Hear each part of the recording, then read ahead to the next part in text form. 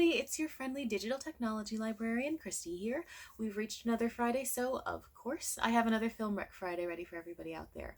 Now, we are continuing on with our series celebrating Women's History Month, and this week we are featuring films all about women in the arts. Some of these stories are fictionalized biopics and some are documentaries, but they all feature women who led really fascinating lives, and I think they tell phenomenal stories. So hopefully one of these films will speak to you. If not, you can always check out one of our 3 video services. Those are CleveNet's Overdrive, Hoopla Digital, and Canopy. There are literally thousands upon thousands of films on there. I'm sure something there will absolutely catch your eye. As always, all of these recommendations are available for free with the use of your Milan-Berlin library card. So without any further ado, let's go ahead and jump right into the recs. Okay, I'm going to start things off with a film from Hoopla Digital, and that is the 2021 documentary Styrene, I Am a Cliche. I will be the first to admit I don't know a ton about legit punk history. I know, say, like the big players, say like Sex Pistols. I was a big fan of pop punk when I was a teenager, like Green Day. But, I didn't really know too much about, the musician's history and like the movement itself. What is really amazing about this particular film is that it makes it engaging and accessible even when you have a very far removed familiarity from it. So Polystyrene was born Marianne Elliott. She was the front woman of a band called X-Ray Specs. She was also a solo artist later in her career. She was just this really fascinating figure in punk. The documentary makes her story easy to connect to by, several different storytelling elements. It uses a narrator who is voiced by Ruth Negga to really sort of give her letters, give her background, a lot of life. But what is even more relatable is when it uses her adult daughter to connect both the past and the present. She tells stories about her mother. She tells little anecdotes about when they would go out, things that she remembered about her, and it makes this whole film so very human. She makes her mother's vulnerability very tangible. Um, because Polystyrene was like brilliant and forward thinking in her own way. She wasn't like the standard vision of punk, because even as removed from the genre as I've always been, I kind of had an image of what punk looked like, what punk sounded like. She was neither of those things. She had her own style, she had her own sound, and she was very dedicated to cultivating that. And she built this world around who she was and what punk represented to her, and all of these things that mattered to her. And her daughter tells these stories but also relates how it affected her as a child. So you get this very full picture of what being Polystyrene would have been like and what being around her would have been like.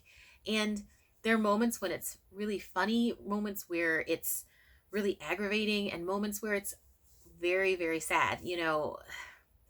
Listening to her daughter describe certain elements of her life, like her love life, it's I can't think of a better word than tragic.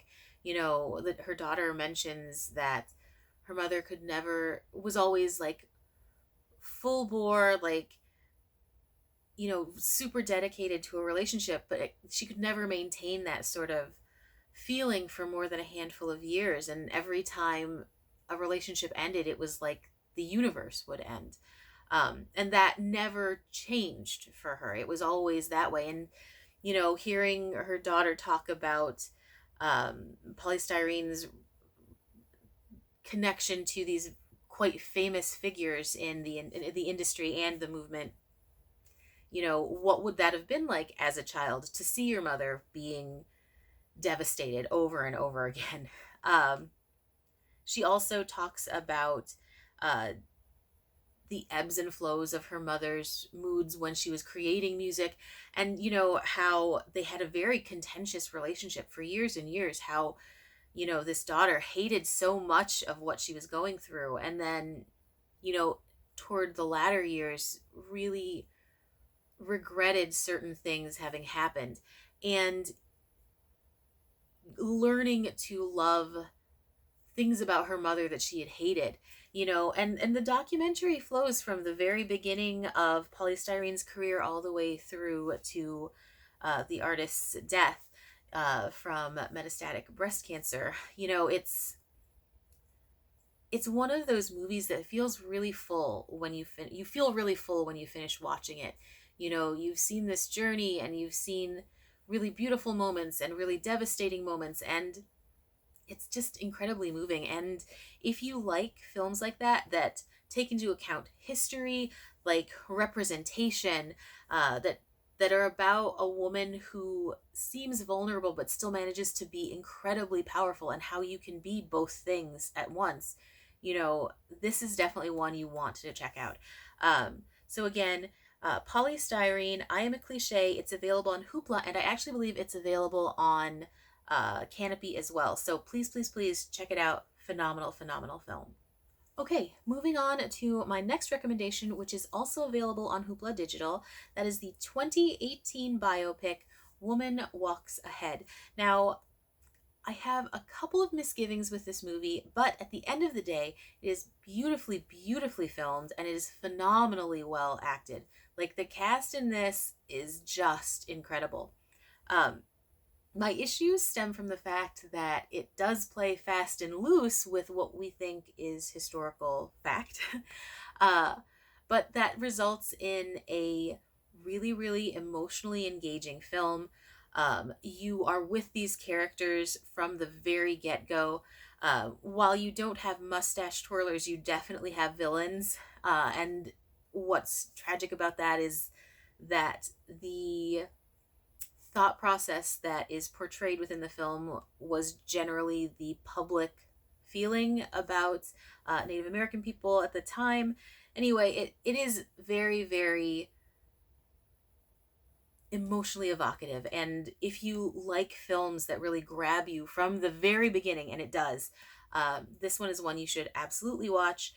So, Woman Walks Ahead, again, loosely tells the story of Catherine Weldon, who was a widowed artist from New York.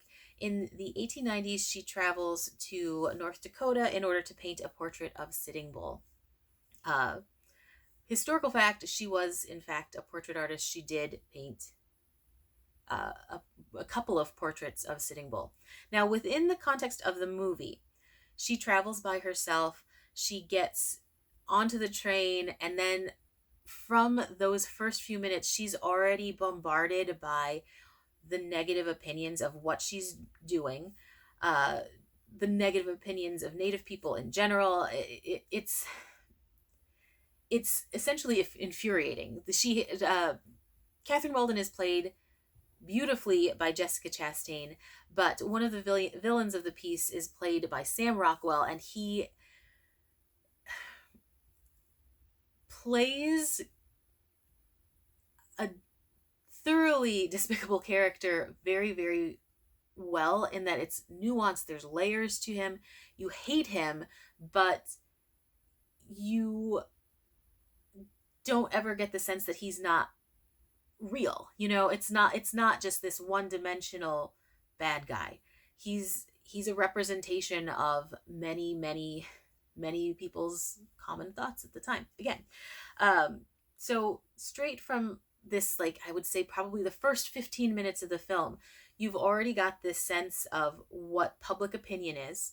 You've got this sense of how frustrating and frustrated Weldon probably is just going to North Dakota. Once she meets Sitting Bull, things do not go as she planned, and that's part of the fun of the film. Her relationship with Sitting Bull is, again, fast and loose with historical fact, but it's beautifully done. So the film definitely leans in the direction of a questionable romantic relationship between the two. Nothing ever happens between them, but the way it's played, the way it's written, you definitely wonder if this had happened at a different time, what would have been. And that sort of chemistry is so visceral between the two actors that play those characters. And there are many moments within the film where you get this sense of longing, and it's phenomenally well portrayed, because I mean, it's very, I think, challenging to play that sort of emotion without it being really heavy handed, and it doesn't ever get to that point. It's always, you know, almost ethereal in a sense. Um, and the way that the relationship gradually builds and shifts and changes, they definitely, or Sitting Bull definitely does not trust Weldon when she first comes. It's this ridiculous concept of a woman traveling to this region for no reason other than that she's got money and time. And as they grow to know one another, they grow to respect and uh, enjoy one another's company. And all of the little meeting moments between the two are really, really entertaining and really lovely. And interspersed between this growing rapport between the two of them, you've got scenes with the US military members discussing, what should be done about these reservations. And it's frustrating and it's infuriating in parts. And, you know, while certainly not historically factual in the relationship between the two characters, you do have this overall feeling that of how the rest of the public felt about indigenous people at the time. Um, so yeah, you get a lot of moments between the two that are beautiful and that are calm and quiet, and then you get these anger inducing elements as well. And it does paint, I think, a fairly realistic period of time. So if you are interested in American history, that particular era of the near west, if you are interested in the history of indigenous people, if you are interested in really beautifully, again, acted films, definitely check out Woman Walks Ahead. Catherine Weldon in real life was a fascinating woman. I strongly urge people to take a look at her actual biography so you kind of know a little bit more about her, rather than just the picture that is painted within this film, which again, fast and loose with factual history. But definitely worth a watch. Woman Walks Ahead, available on Hoopla Digital. Very, very engaging film. Okay, moving right along to Canopy recommendations. The first of those is for the 2014 biopic Big Eyes. I love this movie so much. It's directed by Tim Burton, who I know is a pretty polarizing filmmaker, but even if you're not a fan of Burton, this movie is incredibly, incredibly well made. Um, I'm a fan of Burton's work, at least his early work, and I still think that this is one of the best movies he's done. I haven't been a huge fan for several years now, but still, again, Big Eyes, highly, highly recommended. Big Eyes is one of those movies that will, or at least probably will, infuriate you. It tells the story of what a lot of art historians describe as the biggest act of fraud in the 20th century. Um, so in the 50s and 60s, Walter Keane kind of revolutionized mainstream art by heavily, heavily commercializing his artwork. His artwork. Um, he had found this niche where people just adored these giant eyed girls that he would paint, and he would slap those images on everything. He replicated those pictures like crazy, and all of those prints would sell. He'd slap it on other things, those would sell. It really did change mainstream art and how we went about, purchasing that. Um, the problem is that these big eyed waifs were actually not his work at all. The girls were painted by his wife. Uh, all of them were painted by his wife. And greed and, I don't know, pride and this sense of entitlement essentially stole this woman's voice for years and years and years. Um, and yes, biopics are always a bit dramatized, but that is what happened. Um, Walter Keane is played by Christoph Waltz, who I always adore seeing on screen. He, even when he's playing a villain, there are moments when you can see why this villain is super successful at whatever he's doing, because he's very charming and engaging and likable until he's not. And then it, like, that turn is always so almost visceral. You like feel it. When you realize, oh, this is not a good guy. Um, and his wife, Margaret, is played by Amy Adams, who I always adored. I mean, whether you're talking about, her playing essentially like live action Disney characters or playing sci-fi linguists, she's always amazing, and she's fantastic playing Margaret. You see, like, that moment the spark happens when she falls in love with Walter, and then you sort of see that love start to crumble when she realizes what is happening to her. You know, he plays a good game, and he convinces her for years and years that it doesn't matter that she's not getting credit for it. She's still creating her art, and he's getting that art out to the masses. So what's the big deal? It's just a little fib until her voice has been so stolen, and so she's been so robbed of this creative existence that she has no choice but to either vocalize what's happening or disappear. And it's one of those films that does such a good job of describing that situation, because this is not the only person that this kind of thing happens to. There are women throughout history whose creative voices were stolen by men. I mean, like Colette and so many others, where their work was actually essentially stolen and taken, in the credit taken by a man within their lives. It's not even like a loved one, especially. Um, so there are many, many tragic moments within this film, but also a ton of really laugh out loud funny bits as well.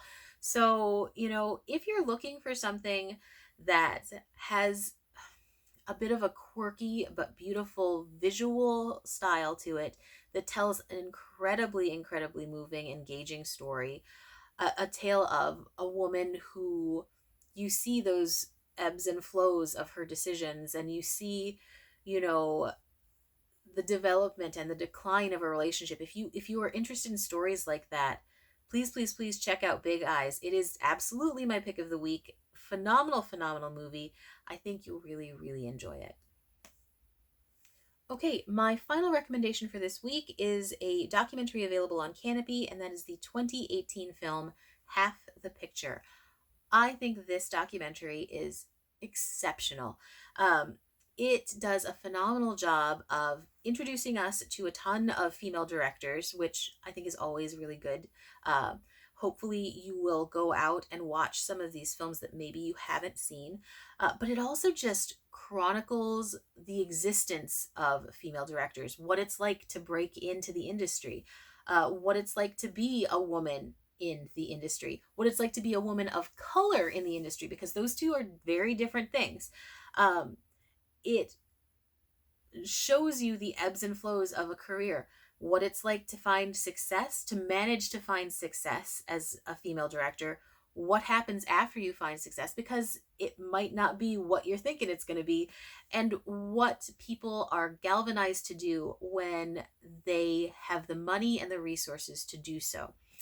I just think that this documentary is so, so enlightening, but it's also highly entertaining because these women tell stories. I mean, that's the whole thing. So when they're speaking to the camera, when they're telling their stories, you are thoroughly caught up. You absolutely are rooting for them. You want to hear what they did next.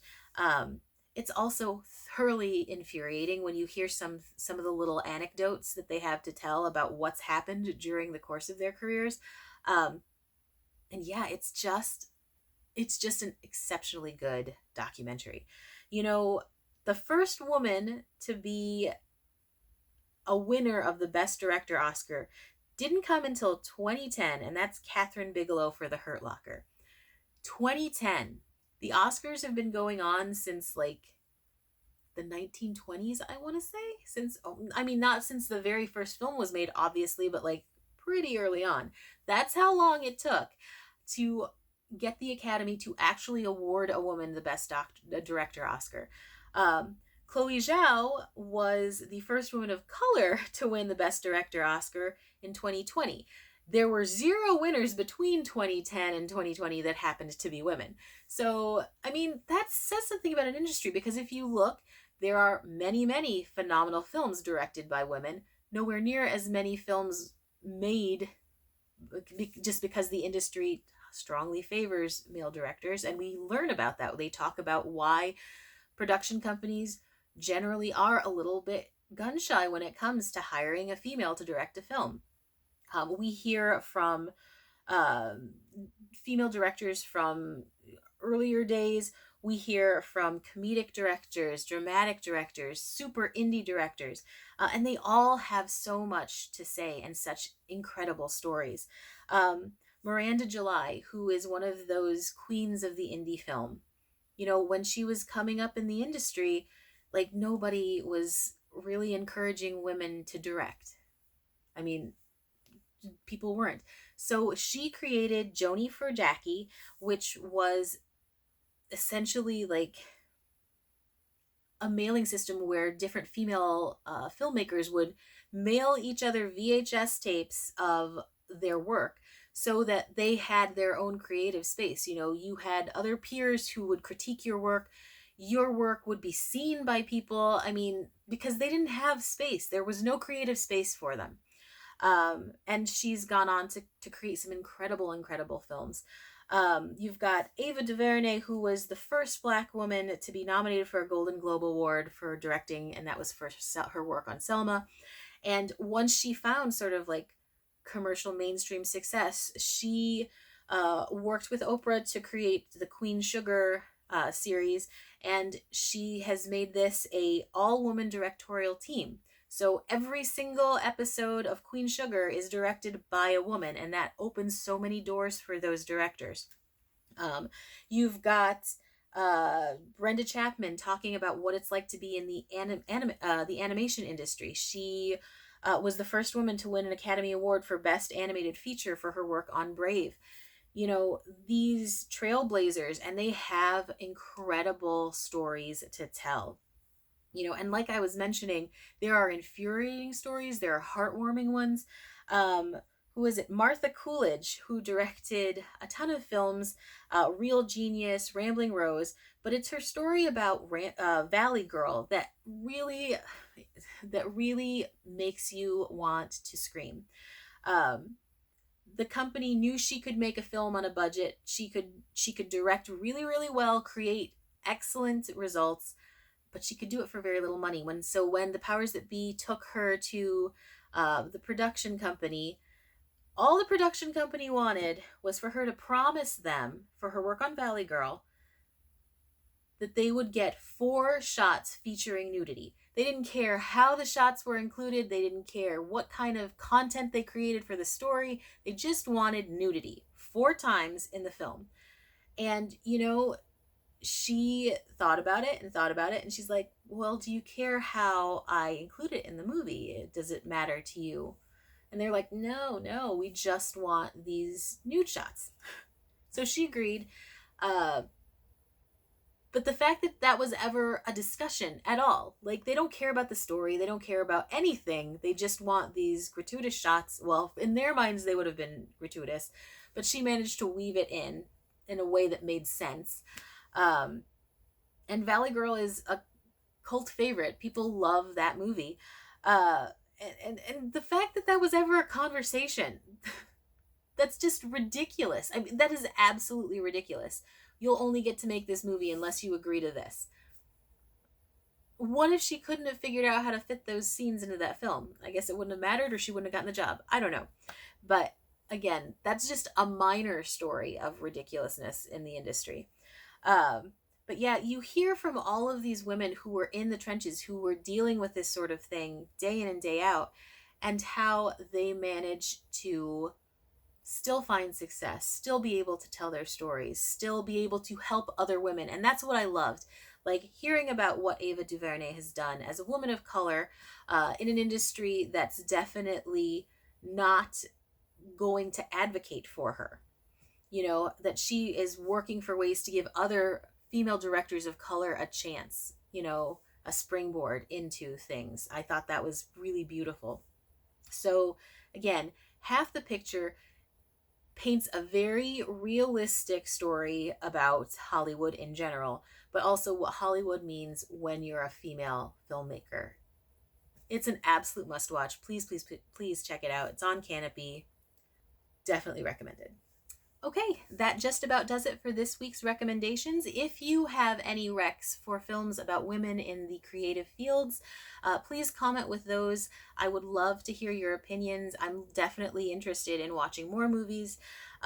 If you have any recommendations for themes you'd like to see me cover in the future, comment with those as well. As always, all of these recommendations are available for free with the use of your library card and on one of our video services, which are CleveNet's Overdrive, Hoopla Digital, and Canopy. As always, thank you so, so much for joining me this week. I always have fun putting these lists together. And with that, I'm going to go ahead and sign off. I'll see you next week. Bye-bye.